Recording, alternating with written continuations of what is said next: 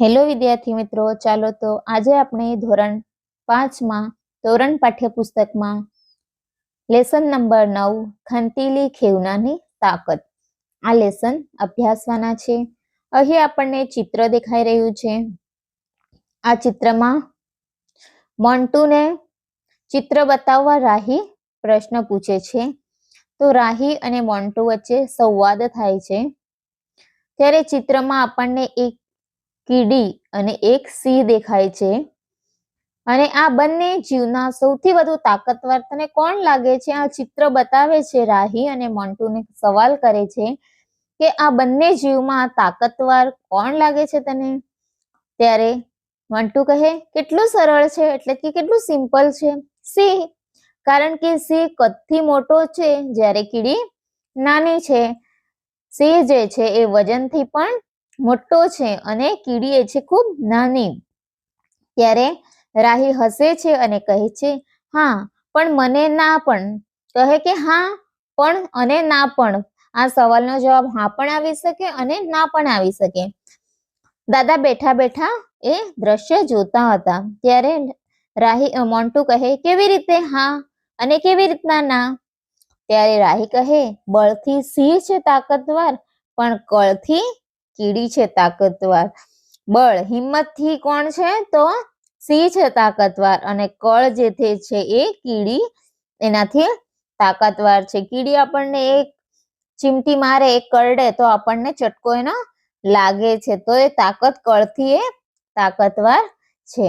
અને આપણને અહીં ચિત્ર દેખાય છે। આ ચિત્રમાં શીશો પર અમુક પ્રાણીઓ બેઠા છે, તેમની તાકાત વિશે આપણે ચર્ચા કરીએ। તો પહેલા ચિત્રમાં આપણને દેખાઈ રહ્યું છે બિલાડી છે એક સાઈડ પર અને એક સાઈડ પર છે ઉંદર। તો વજનમાં જે ભારે હશે એ નીચે રહેશે અને જેનું વજન હલકું હશે, વજન ઓછું હશે, એ ઉપર જશે શીશો પર। તો બિલાડી અને ઉંદર, તો ઉંદર જે છે ઉપરની બાજુએ છે અને બિલાડી નીચે, કારણ કે ઉંદરનું વજન બિલાડી કરતા ઓછું છે। બીજા શીશો પર વાંદરો અને ખિસકોલી છે, તો આ વાંદરાનું વજન ખિસકોલી કરતા વધારે છે, એટલે વાંદરો જે છે એ નીચે છે અને ખિસકોલી જે છે એ ઉપર છે।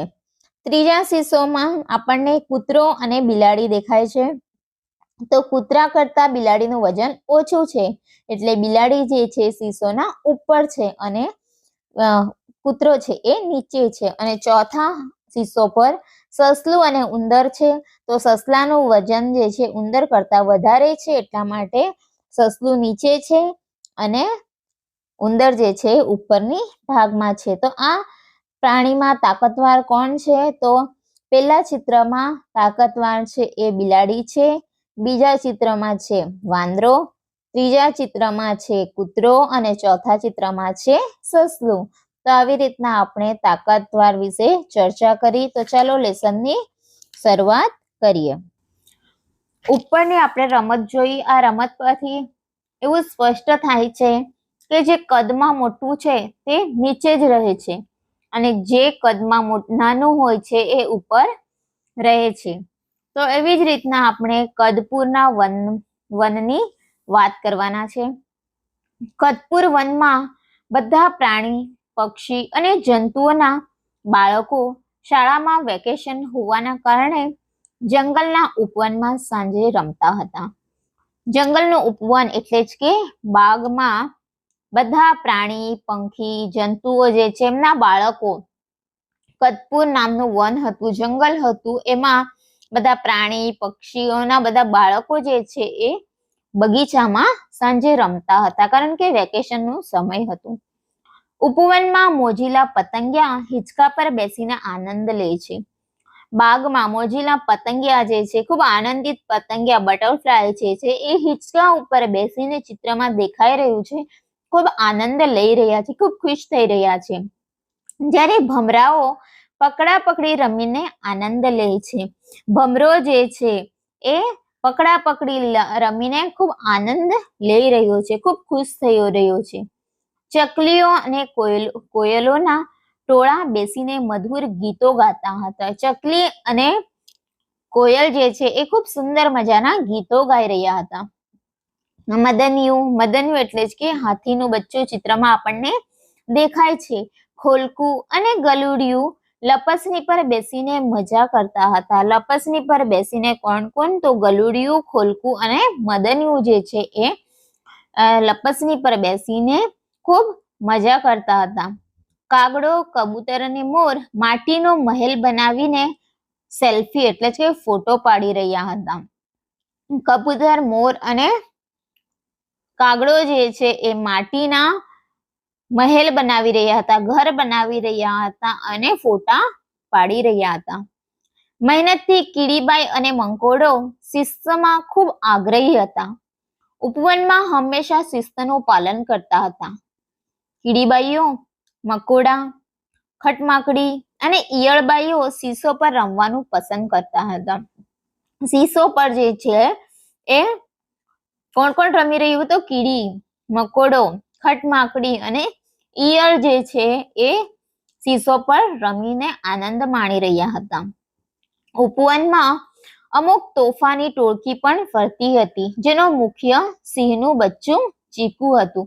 તોફાની એટલે જ કે ઉપવનમાં, બાગ બગીચામાં જે છે મસ્તીખોર તોફાની ટોળકી પણ ટોળકી એટલે કે ગ્રુપ પણ ફરતું હતું અને જેનો મુખ્ય માર્ગદર્શક કરનાર એક સિંહનું બચ્ચું હતું. એનું નામ હતું ચીકુ. એનું નામ શું હતું? ચીકુ. જે રોજ કોઈને ને કોઈને જાણી જોઈને હેરાન કરીને ઉપવનમાં છુપાઈ જતો હતો.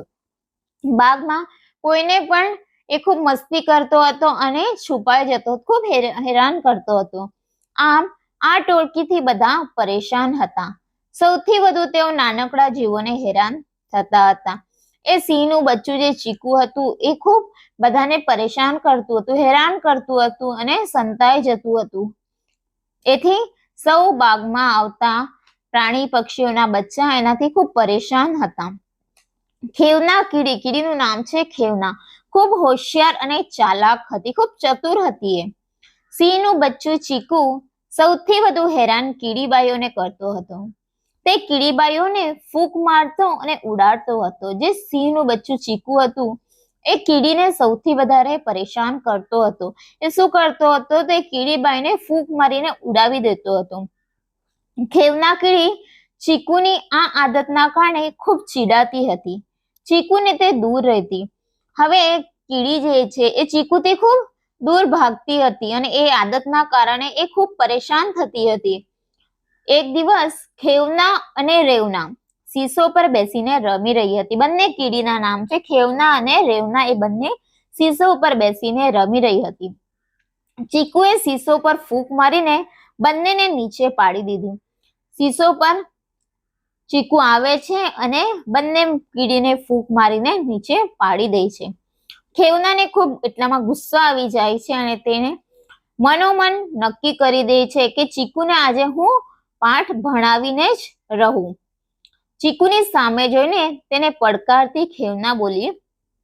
ચીકુની સામે ખેવના જોઈ છે અને બોલે છે, જો તું ખરો તાકાતવાર હોય તો તારી તાકાતથી શીશો સામે છેડે બેસીને મને શીશો પરથી નીચે કરીને બતાવ. કહે છે કે તારામાં આટલી બધી તાકાત છે તો ચાલ આપણે એક શર્યત લગાવીએ કે શીશો પર આપણે બંને બેસીએ અને મને નીચે ઉતારીને બતાવું તું.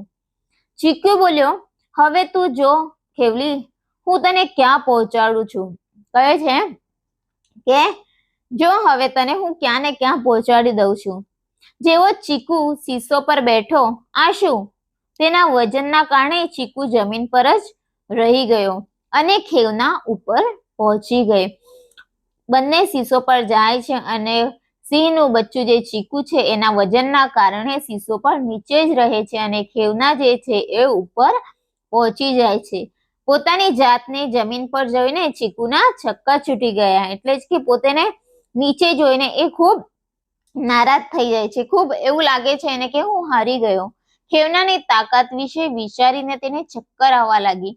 એ ચીકુને ખેવનાની તાકાત જે છે એ જોઈને ચક્કર આવવા લાગી ગયો અને ખેવનાની આ હિંમત જોઈને બધા પ્રાણી, પંખી અને જંતુઓ તેને તાળીઓથી વધાવી લે છે. આ ખેવનાની આ હિંમત કે સિંહના બચ્ચા સાથે આવી શરત લગાવવી અને એમાં એની જીત થવી એ સામે બધા જ પ્રાણી, પંખીઓ, પક્ષીઓ, જંતુઓના બાળકો જે છે એ તાલીઓ પાડે છે અને બધા ખૂબ ખુશ થઈ જાય છે. તો આ પાઠ પરથી આપણને એ જ બોધ મળે છે કે આત્મવિશ્વાસ હંમેશા આપણે જરૂરી, કોન્ફિડન્સ જે છે એ હોવો ખૂબ જ જરૂરી છે. ધન્યવાદ.